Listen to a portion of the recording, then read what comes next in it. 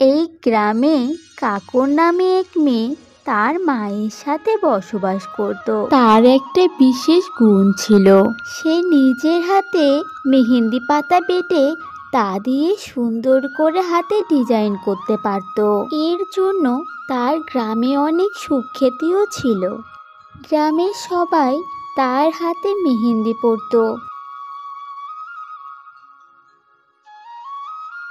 মা, আমি মেহেন্দি পাতা তুলতে যাচ্ছি। আজ বিকেলে তো তুলিদের বাড়িতে যেতে হবে। তুলির আজকে বিয়ে, তার হাতে আজ মেহেন্দি পরিয়ে দিতে হবে মা। ঠিক আছে মা, সাবধানে যাস। আচ্ছা মা, তুমি চিন্তা করো না, আমি সাবধানে যাব। এই কথা বলে কাকন চলে গেল।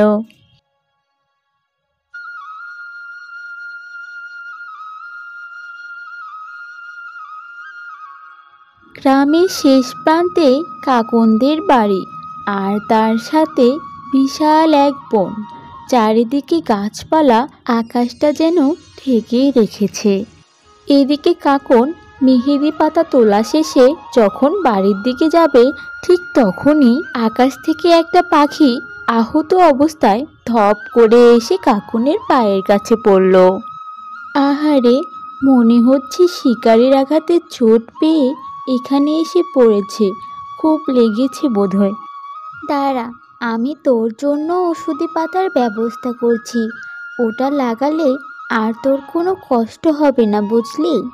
এরপর কাকন বন থেকে ওষুধি পাতা জোগাড় করে তার ক্ষত স্থানে ভালো করে লাগিয়ে দিল। এই তো, এবারে তুই সুস্থ হয়ে উঠবি। তুমি আমাকে বাঁচালে, তোমাকে অসংখ্য ধন্যবাদ গো। আরে, তুই তো দেখি কথাও বলতে পারিস। হ্যাঁ গো, আমি কথা বলতে পারি। আমার নাম হচ্ছে অলকা। বাহ, ভারী মিষ্টি নাম তো তোর। এই যা, তোর সঙ্গে কথা বলতে বলতে অনেক দেরি হয়ে গেছে। মা মনে হয় ওদিকে চিন্তা করতে শুরু করে দিয়েছে। আমি আজকে আসি রে, অন্যদিন না হয় তোর সঙ্গে অনেক অনেক গল্প করব। এই কথা বলে কাকন তাড়াতাড়ি বাড়ির দিকে রওনা দিল। আর ওদিকে কাকনের মা মেয়ের ফিরতে দেরি হচ্ছে বলে অনেক চিন্তা করছে।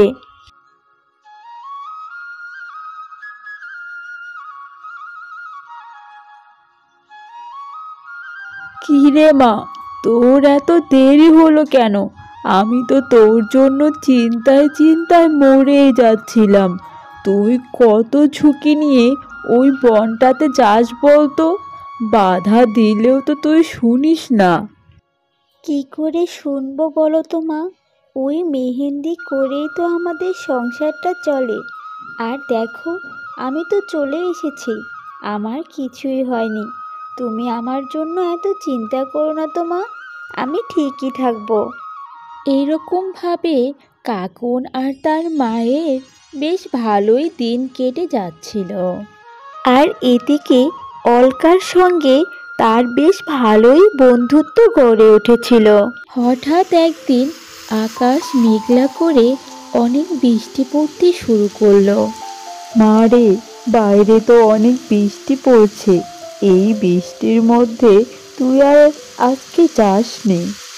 যেতে তো হবে মা, আজ বিকেলে যে রাজকুমারীকে মেহেন্দি পরাতে যেতে হবে, তার জন্য তো আমাকে আগে থেকে প্রস্তুতি নিয়ে রাখতে হবে মা। ঠিক আছে রে মা, সাবধানে যাস তুই। এরপর কাকন বৃষ্টিতে ভিজে মেহেন্দি পাতা আনতে গেল। প্রচণ্ড বৃষ্টিতে ভেজার কারণে কাকনের অনেক ঠান্ডা লাগলো, আর ঠান্ডায় সে অসুস্থ হয়ে পড়ল। খুব জ্বর আসার কারণে সে বিছানা থেকে উঠতে পারছিল না। মা, ও মা। মানা করেছিলাম তোকে আমি যেতে, এখন দেখলি তো শরীরের কি হাল করলি তুই। কিন্তু মা, রাজবাড়িতে তাহলে কে যাবে? সেটা তোকে ভাবতে হবে না মা, এখন তুই শুয়ে থাক, আমি কবিরাজ মশাইকে ডেকে আনি। এই কথা বলে কাকনের মা সেখান থেকে চলে যায়। কিন্তু একজন আড়াল থেকে সব কথা শুনে নেয়। সে আর কেউ না, সে হলো আসলে বৃষ্টির কারণে কাকনের সাথে অলকার দেখা হয়নি বলে সে খুঁজতে খুঁজতে তার বাড়িতে চলে আসে। আহারে, সখী খুব অসুস্থ, আর ওদিকে রাজবাড়িতে না গেলেও বিপদ। না, আমাকে কিছু একটা তো করতেই হবে। সখী, তুমি কোনো চিন্তা করো না, আমি সব ঠিক করে দেব। এই কথা বলে অলকা পরিণত হলো এক সুন্দর পরীতে। অলকা আসলে কোনো পাখি নয়, সে হচ্ছে অরণ্যের একটা পরী। তুমি একদমই চিন্তা করো না সখী, আমি তোমার রূপ নিয়ে আমি যাব রাজবাড়িতে। কি গো মেয়ে, তোমার আসতে এত দেরি হলো কেন? বৃষ্টির কারণে আটকা পড়েছিলাম। ঠিক আছে, তাড়াতাড়ি যাও, রানীমা তোমাকে ডাকছে। কাকন রাজকুমারীর কাছে গেল এবং সুন্দর করে রাজকুমারের হাতে মেহেদি পরিয়ে দিল। বাহ, সত্যি তো, তুমি খুব ভালো মেহেদি পরাতে পারো। ধন্যবাদ রানীমা। এরপর কাকন তার পারিশ্রমিক নিয়ে চলে যেতেই রাজকন্যা দেখল তার হাতের মেহেদি সোনার মতো চকচক করছে। এ কি করে সম্ভব? এত তাড়াতাড়ি মেহেন্দির রং এলো কি করে, তাও আবার সোনার মতো চকচক করছে?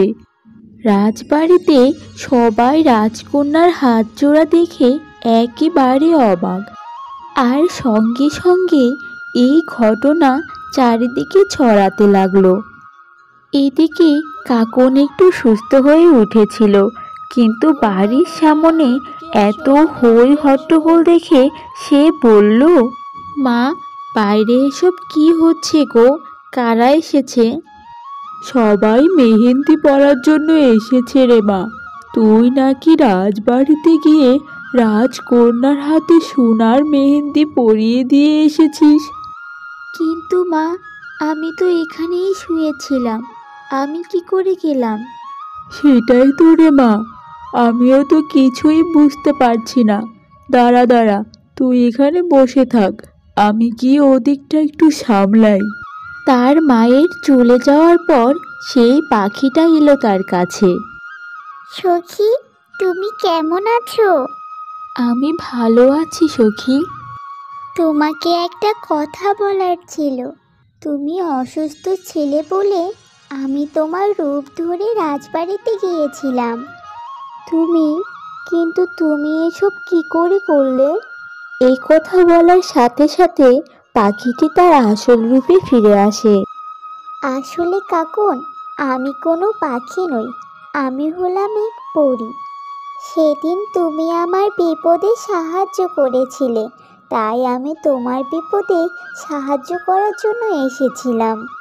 পরীরাজ্যে সোনার মেহেন্দি পাতা বেটে আমি রাজকুমারের হাতে পরিয়ে দিয়েছিলাম, তাই রাজকুমারের হাতের রং সোনার মতো হয়ে গিয়েছিল। কিন্তু এখন তো সবাই সোনার মেহেন্দি পরতে যাচ্ছে, এখন আমি কি করব? এই নাও সখী, এটাতে যদি তুমি সাধারণ মেহেদি পাতাও বাটো তাহলেও তার সোনার মতো রং হবে। এখন আমাকে পরীরাজ্যে ফিরে যেতে হবে। তুমি ভালো থেকো সখী। তুমি আমার অনেক উপকার করেছো সখী, তোমাকে অনেক ধন্যবাদ। এরপর থেকে কাকন সবাইকে সোনার মেহেদি পরিয়ে দিত, আর তাদের দুঃখ কষ্ট সব দূর হয়ে যেতে লাগলো। আর তারা মা মেয়ে মিলে অনেক সুখে শান্তিতে থাকতে লাগলো।